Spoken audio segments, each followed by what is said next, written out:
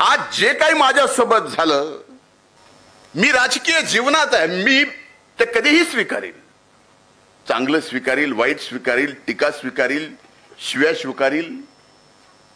का तर मी राजकारणात आणि समाजकारणात आहे. लोकशाहीमध्ये हा टीका करायचा कुणालाही अधिकार आहे. मला करावं, व्यक्ती म्हणून धनंजय मुंडेला करावं. जर धनंजय मुंडे चुकलाय तर त्याला कधीच माफ करू नये, प्रत्येकाने करावं.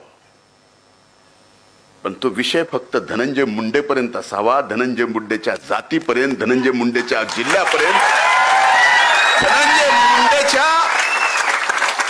आई बापापर्यंत, त्याच्या मुलाबाळापर्यंत हे कधीच झालं नाही. बस झालं तर किती दिवस व्हावं. जास्तच बोलू लागला, लोड त्याच्यावर जास्त येऊ लागला म्हणून मी पटकन उठलो.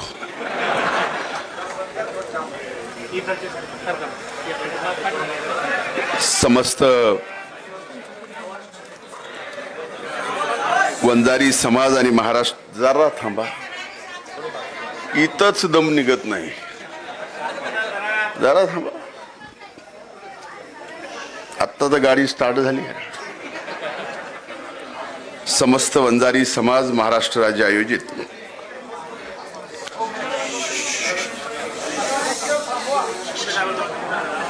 समाजातील गुणवंतांचे, गुणवानांचे या सत्कार सोहळ्याच्या कार्यक्रमाला उपस्थित कार्यक्रमाचे अध्यक्ष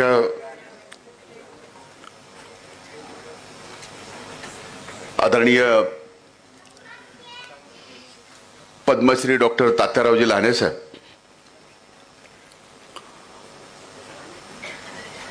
व्यासपीठावर उपस्थित आदरणीय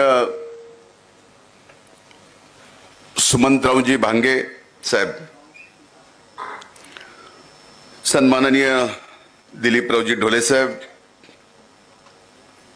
सन्माननीय अविनाशजी ढाकणे, हरिभक्तपरायण पानेगावकर महाराज, हरिभक्तपरायण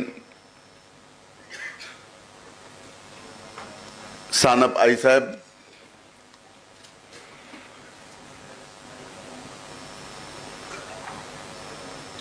माननीय दादाजी विधाते पद्मश्री,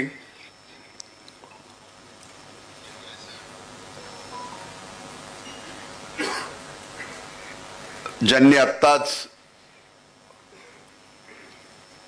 आपली फीस काय आहे त्याच्या सहित भाषण केलं.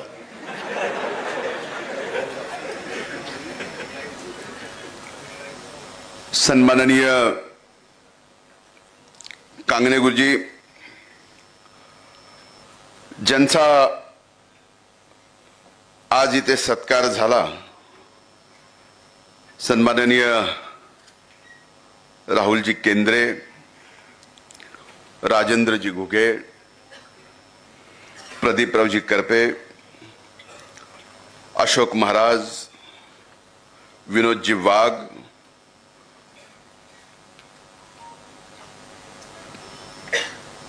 विजयजी लहाने, अरुण खरमाटे, फुलचंद्ररावजी चाटे, ज्यांनी आज कार्यक्रमाचं खऱ्या अर्थानं आयोजनाची जबाबदारी घेतली, ते डॉक्टर सन्माननीय अमोलजी गीते, आपल्या सर्वांना एकत्रित आणण्याचं ज्यांनी आव्हान पेललं आणि या कार्यक्रमाचं संचालन आणि भाषण दोन्हीही केलं,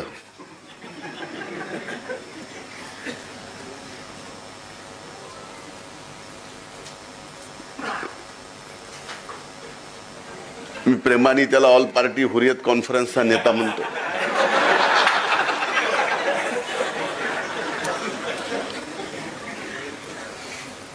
सन्माननीय धनराजजी गुट्टे, आज या व्यासपीठावर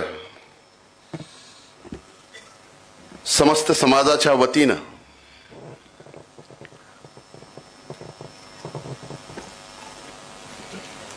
ज्यांचा गुणवंत आहेत म्हणून सत्कार झाला ते सर्व गुणवान, व्यासपीठावर ज्यांची मी नावं घेतली नाहीत त्यांची क्षमा मागून सन्माननीय व्यासपीठ,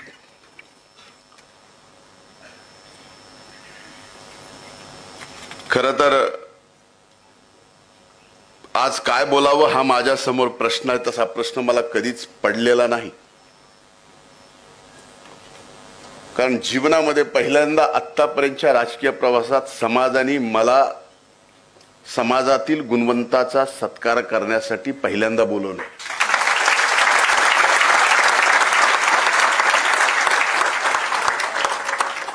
संजय भाऊ इथं आहेत आणि आजच्या कार्यक्रमाला पंकजाताई पण येणार होत्या, पण त्यांनी म्हणले आता भाऊ चाललाय, मी मागं थांबते, तूच माझ्या वतीनं शुभेच्छा दे. ताईंच्या वतीनं सुद्धा आपल्या सर्वांना मी शुभेच्छा देतो. इतक्या दिवस तुम्ही मला बोलवत नव्हतात,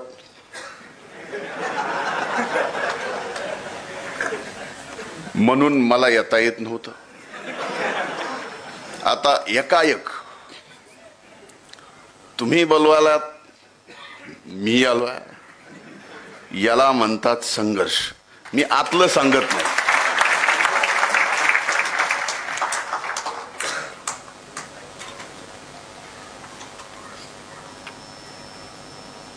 संघर्ष काय असतो? जीवनातला संघर्ष डोळ्यासमोर मी स्वर्गीय मुंडे साहेबांचा पाहिला. या समाजाचा पाहिला, अनेक समाजाचा पाहिला. आणि इथून ज्यावेळेस मी सिंहावलोकन करतो स्वतःच, तो जीवनाचा प्रवास आठवल्यानंतर आत्ता सुद्धा माझ्या अंगावरती शहारे येतात.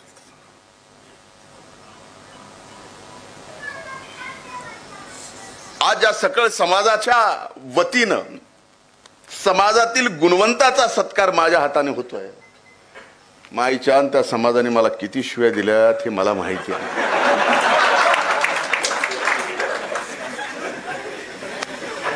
खरंय ना, मला खोटं बोलायला जमलं नाही.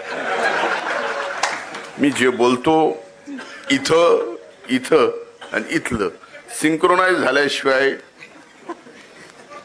मुखातून बाहेर पडतच नाही. त्यावेळेसची परिस्थिती, त्यावेळेसची ती भावना होती, ती भावना तुमची होती, पण संघर्ष माझा होता. त्या परिस्थितीतून आजच्या परिस्थितीमध्ये जो बदल घडलाय याला संघर्षाचा विजय म्हणतात. कांगणे सर, आपण व्याख्याते आहात, वक्ते आहात. व्याख्याते वक्ते असल्यामुळं हा संघर्ष आहे ना. काल शिव्या देणारा आज ज्यावेळेस आपल्या हातून सत्कार करतो त्यावेळेस खरा चमत्कार असतो आणि त्याच्या पाठीमागे नियती असते. का तर त्याची नियत साफ असते. ज्या वेळेस तुमची नियत साफ आहे त्यावेळेस नियती तुमच्या सोबत आहे. आणि ती नियती म्हणजे काय तर दैव तुमच्या सोबत आहे. मी आज एक गोष्ट सांगतो, स्वर्गीय मुंडे साहेबांच्या सोबत संघर्षाच्या काळात सावलीसारखा त्यांचा संघर्ष मी बघितला. त्या संघर्षातून जिथपर्यंत ते पोहोचले तोही पाहिला. जे व्हायला नको होतं,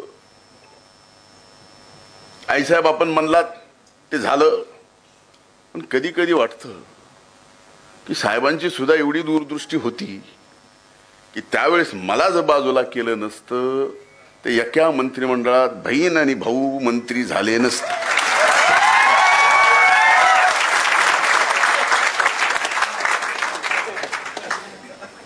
संजय भाऊ आमदार झाले नसते. म्हणून मला माझ्या माय म्हणजे माझ्या आजी एक गोष्ट सांगायच्या. मी 1-2 भाषणात सांगितलेली आहे, देव करतो ते भल्यासाठी. ती गोष्ट सांगणार नाही, पाहिजेच असेल तर कुठलं तरी एखादं भाषण आहे त्यात आहे पाहिजे, पण देव करतो ते भल्यासाठी.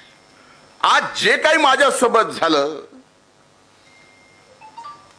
मी राजकीय जीवनात आहे, मी ते कधीही स्वीकारेल. चांगलं स्वीकारेल, वाईट स्वीकारेल, टीका स्वीकारेल, शिव्या स्वीकारेल. का तर मी राजकारणात आणि समाजकारणात आहे. लोकशाहीमध्ये हा टीका करायचा कुणालाही अधिकार आहे. मला करावं, व्यक्ती म्हणून धनंजय मुंडेला करावं. जर धनंजय मुंडे चुकलाय तर त्याला कधीच माफ करू नये, प्रत्येकाने करावं. पण तो विषय फक्त धनंजय मुंडेपर्यंत असावा, धनंजय मुंडेच्या जातीपर्यंत, धनंजय मुंडेच्या जिल्ह्यापर्यंत, धनंजय मुंडेच्या आई बापापर्यंत, त्याच्या मुलाबाळापर्यंत हे कधीच झालं नाही. बस झालं तर किती दिवस व्हावं. जगाच्या पाठीवर एखाद्या व्यक्तीचं मीडिया ट्रायल माझं सोडून द्या, पण माझ्या सहित जात, माझ्या सहित इतर समाज, माझ्या सहित जिल्हा एवढा बदनाम. आणि 1 दिवस नाही, 2 दिवस नाही, 200 दिवस, 200 दिवस या जगाच्या पातळीवर कुठल्याही एखाद्या घटनेची, त्या घटनेतून व्यक्तीची, त्या व्यक्तीच्या जिल्ह्याची, आणि तो व्यक्ती ज्या जातीत जन्माला आलाय त्या जातीची बदनामी 200 दिवस मीडिया ट्रायल मध्ये कधीच कुणी केली नाही. ती मी सहन केलंय.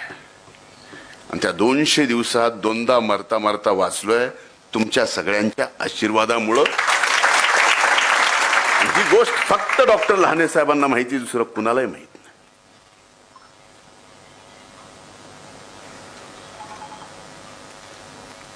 स्वर्गीय मुंडे साहेबांनी मला, माझ्या वडिलांनी कधी जात पात धर्म याच्यावर राजकारण करण्याचं सांगितलेलं नाही.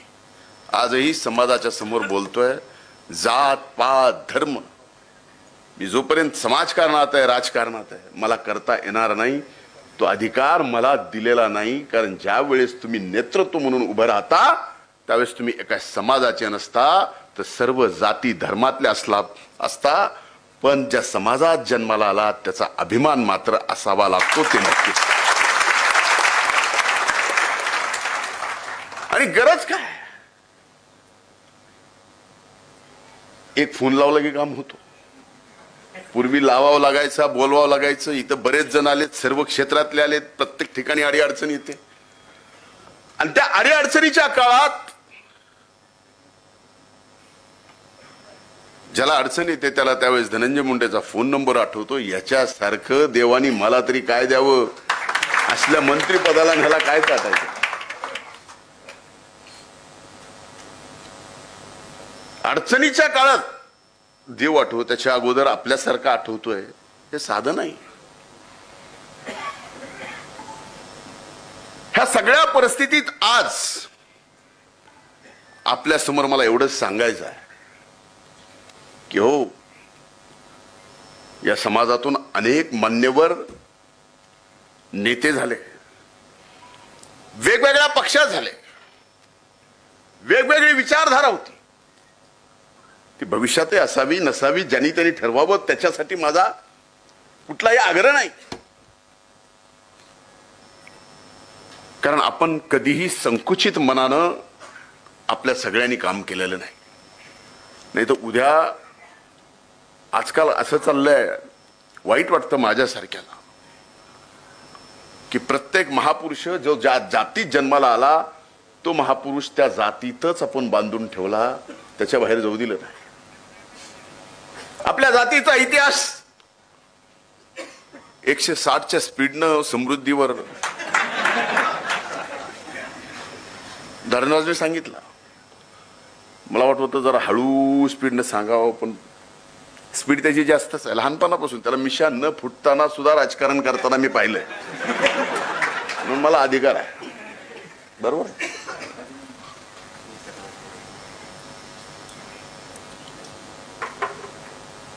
फार मोठा इतिहास आहे. महाराणा प्रतापापासून सांगितलं तर युगपुरुष छत्रपती शिवाजी महाराजापासून आपण सांगितलं. आपलं काम राबायचंय, आपलं काम छत्रपती शिवाजी महाराजांच्या इतिहासात सुद्धा महाराजासाठी गडावर अन्नधान्य, खांद्यावर गाडीवर याच्यावर पुरवणारा समाज कुठला, तर हा समाज आहे. त्या काळातही रयतेच्या राज्यात, ज्याला आपण स्वराज्य म्हणतो छत्रपती शिवाजी महाराजाचं, त्या काळातही या समाजाला सन्मान होता. पण आज का म्हणून कुणी या समाजाला सन्मानहीन करावं याचं मात्र मला दुःख होतं. म्हणून आज मी या व्यासपीठावर आहे. अरे दोष एका व्यक्तीचा असेल त्याला द्या, त्याला फाशी द्या, पण त्या आधारावर सगळ्या समाजाला दोषी ठरवणं इंग्रजाच्या काळात होतं. सुशीलाताई, इतिहास तुम्ही बराच VP सिंगांच्या अगोदरपासून सांगितला, गांधीजींचं, आंबेडकर साहेबांचं आपण सांगितलं.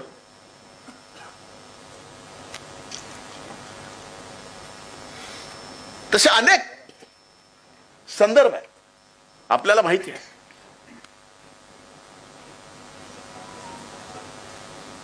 पण आज हे सांगत असताना मी आपल्याला एवढंच सांगतो, मी या 200 दिवसात काय शिकलो, तर कधी बोलायचं आणि कधी न बोलायचं हे आपल्याला कळालं पाहिजे. पहिले मला कळत होतं, पहिलं कळत नव्हतं अशातला भाग नाही. पहिले कळत होतं, बोलताना मी कधीच चुकलेलो नाही.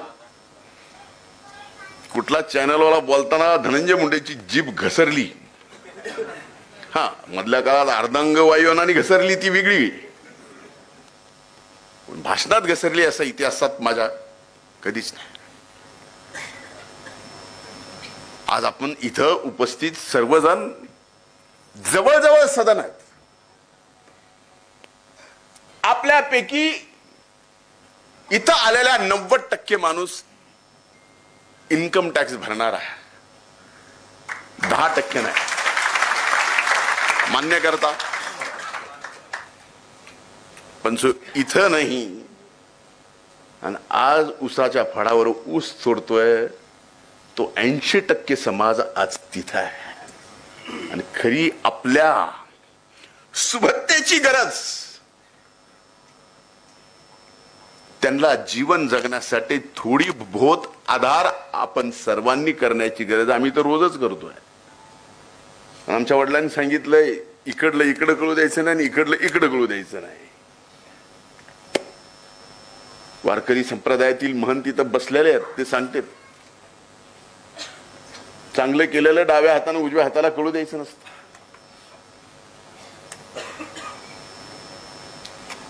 तुम्ही कळू देऊ नका, हेच माझं सांगणं आहे. पण द्या, ही मदत करावी लागेल. हो, आज मी जबाबदारी स्वीकारतो. अनेक जणांनी मला यापूर्वी सांगितलं, पुण्यामध्ये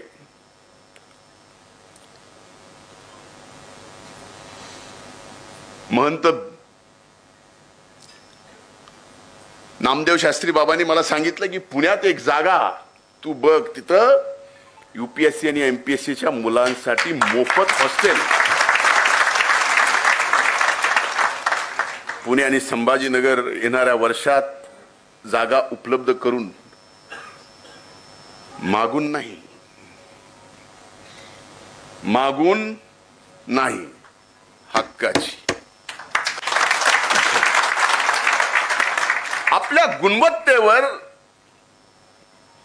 अगदी शिपायापासून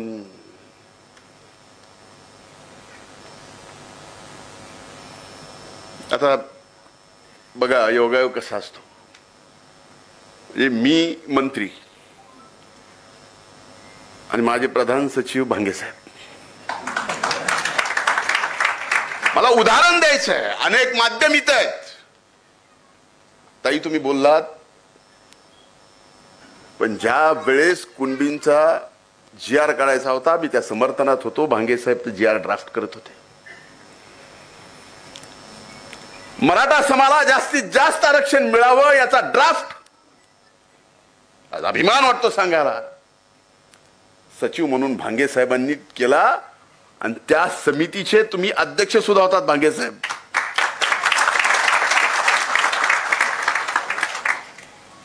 हे या समाजाचं कर्तृत्व आहे, ही दानत आहे, हे मोठं मान आहे.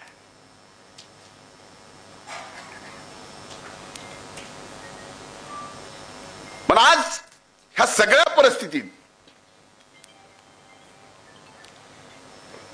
आपल्याकडे असं आपल्याकडे तसं बघितलं जातं, बोललं जातं. बोलू द्या, काय खा, तर अशा परिस्थितीत फक्त दम खा.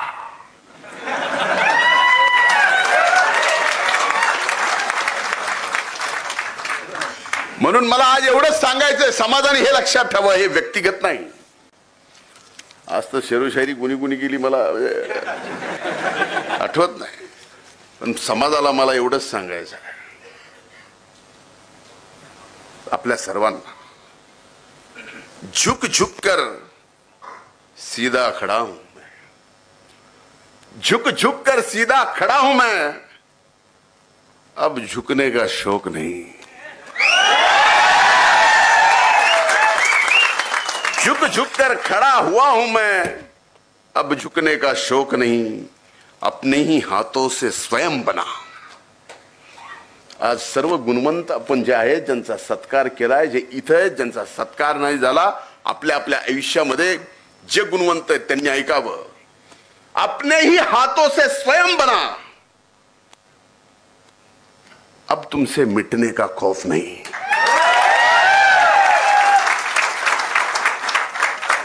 अब तुमसे मिटने का खौफ नहीं. तुम हालातों की भट्टी में जब जब मुझे डालोगे, तुम हालातों की भट्टी में तुम जब जब मुझे झोंकोगे, तब तब कर कर सोना ही निखरूंगा मैं. तापून तापून आपण सोनच होणार आहे, त्याच्यामुळे काळजी करायची. पण एक आपण वंचित मधले किंचित आहोत, कळलं.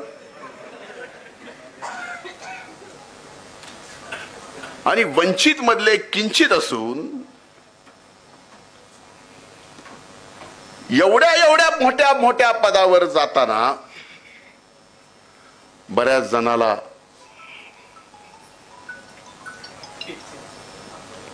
किंचित तरी राग येईल, तो येणारच, त्यामुळे त्रास होणारच. म्हणून कुणी बिंदू नामवली काढायची, म्हणून कुणी आमच्या गुणवत्तेवर, आम्ही मिळवलेल्या नोकरीवर बोट दाखवायचं, हे आम्ही आता सहन करणार नाही. त्याच्यानंतरचं एक उदाहरण आहे. एका पोलीस भरतीमध्ये ओपनच्या जाग्यावर 133 पोरं या समाजातले लागले. ही गुणवत्ता ओपनच्या जागा ना, ओपनच्या मेरिटवर, हे मेरिट आहे. आता हे मेरिट जन्मजातच आहे, रक्तातच आहे, जेनेटिकलीच आहे. तर आता ह्या मेरिटला कोण कसं मारणार आहे, कसं संपवणार आहे? हे संपणार नाही.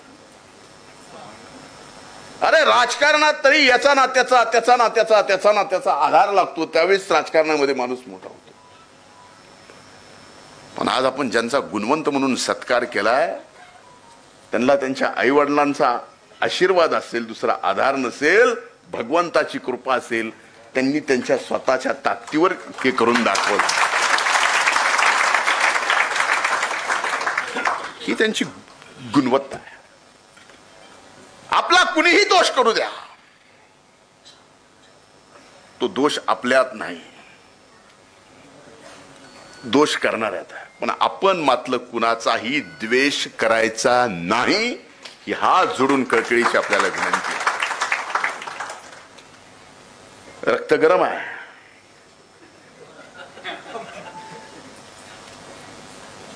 लेकिन कब गरम और कब नरम करना ये यहां से सोचना पड़ेगा.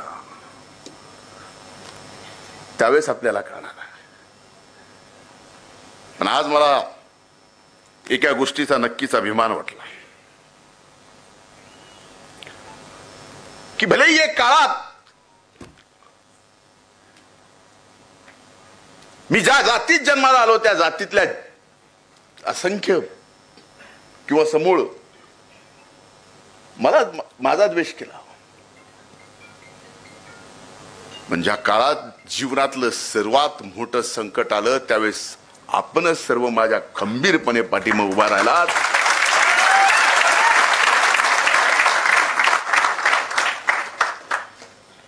हा तुमचा माझा संघर्षाचा विजय तो अभी बाकी है.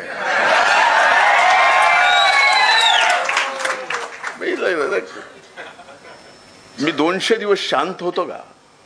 अनेक जण म्हणायचे मला, संजय भाऊ आहेत त्या काळात सावलीसारखे बोलत का नाही, काहीच खरं नाही, काही उठून आरोप करायला बोलत का नाही.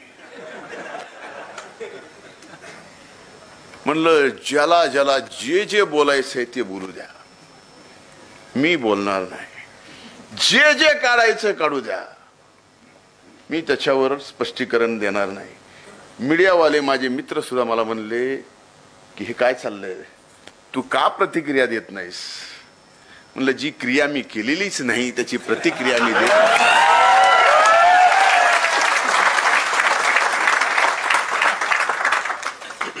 का द्यावी. एक काढलं, 2 काढलं, 3 काढलं, सगळं काढलं, काहीच राहिलं नाही शिल्लक. आता काय बोलावं तरी ह्याच्यावर काय, सगळं काढलं.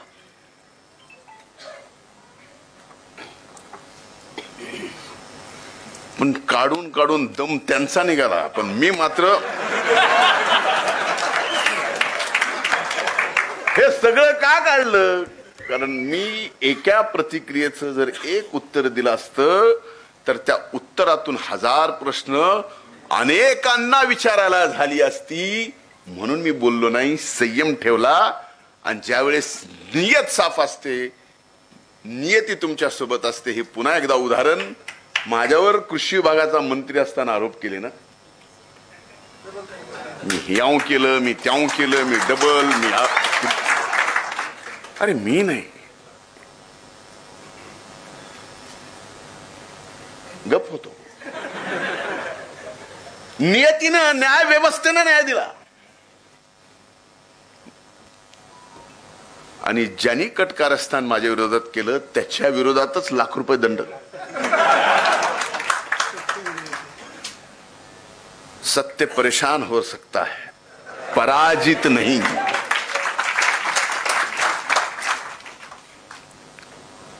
पुढेही संकटातून, संघर्षातून जावं लागेल. हे मलाच का, हे देवाला विचारायची गरज नाही. कारण प्रारब्ध हा देवाला सुद्धा चुकला नाही. मी जर चुकत नसेल, नाही तर म्हणतांच्या समोर बोलतो उगाच काहीतरी बोलायचं, देवाला सुद्धा चुकला नाही. आता श्रावण महिना चालू आहे. काही साहेब काय शिवशंकराला प्रारब्ध चुकला नाही, चुकला. त्यांच्या हातूनही त्यांच्या गणपतीचं म्हणून गज बसवावं लागलं. म्हणून गजानन म्हणतो का हा प्रारब्ध नाही. म्हणून संघर्षात काय करायचं तर संयम ठेवायचा, संघर्ष करत राहायचा. संघर्ष आपला कायम आहे. आखिरी में जीत अपनी है. एक दिवस येईल, एक दिवस येईल नक्कीच की त्या दिवशी तुम्हा सगळ्यांना सर्व समाजातून छाती फुगवून सन्मानानंच आज द्वेष करतात. सन्मानानंच, महासन्मानानं तुम्हाला बोललं पाहिजे. एवढं चांगलं काम आपल्याला सगळ्याला मिळून करायचंय. ते द्वेष कुणाचा करून नाही, तर आपल्यातला चांगलेपणा देऊ दुसऱ्याला. कुणाच्यात कमी झाला असेल तर त्यांची लेवल वाढवावं लागेल.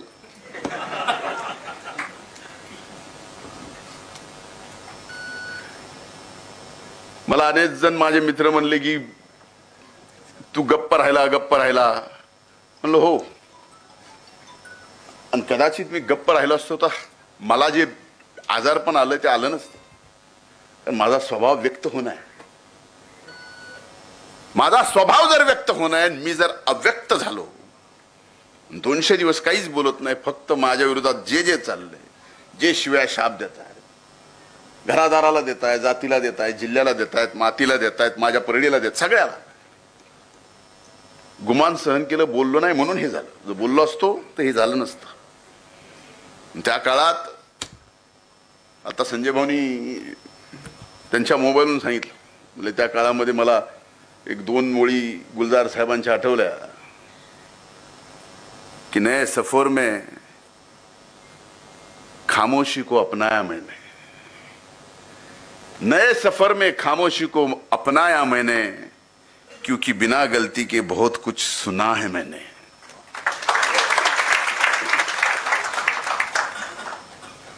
आज बघा, अनेक टॅलेंट असे ज्याला प्रोत्साहनाची, आर्थिक आधाराची, सर्व गोष्टीची आवश्यकता आहे. माझी आपल्याला हात जोडून विनंती, जे ज्या क्षेत्रात आपण काम करताय, भलेही आपल्याला काही गोष्टीत मदत त्यांना करता आली नाही, तर त्या व्यक्तीचं टॅलेंट बघून तुम्ही मला सांगा, अशा टॅलेंटला पुढे आणण्यासाठी आणि तो जगात नाव करील असं करण्यासाठी आपण पूर्ण ताकदीनं मदत करू. आपण संत श्रेष्ठ ऐश्वर्य संपन्न भगवान बाबांचं नाव घेतलं, वामन भाऊंचं नाव घेतलं. ही ओळख आहे आपली. पण ह्या ओळखीसाठी आपण काय करतो तर आपल्याला माहित नाही. भगवान गडावर MPSC आणि UPSC जसं आपण अनेक जण करतात तसं तिथं सुद्धा त्या गडासाठी आपण काय करतो.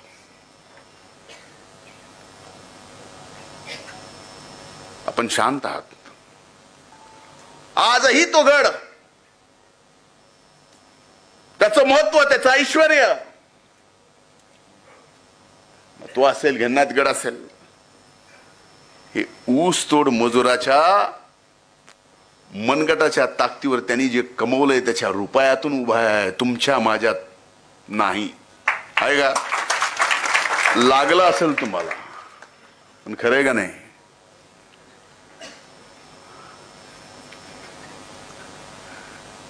म्हणून ह्या सगळ्या गोष्टीचा विचार करण्याची गरज आहे. हे बोलणं मी उचित नाही. आज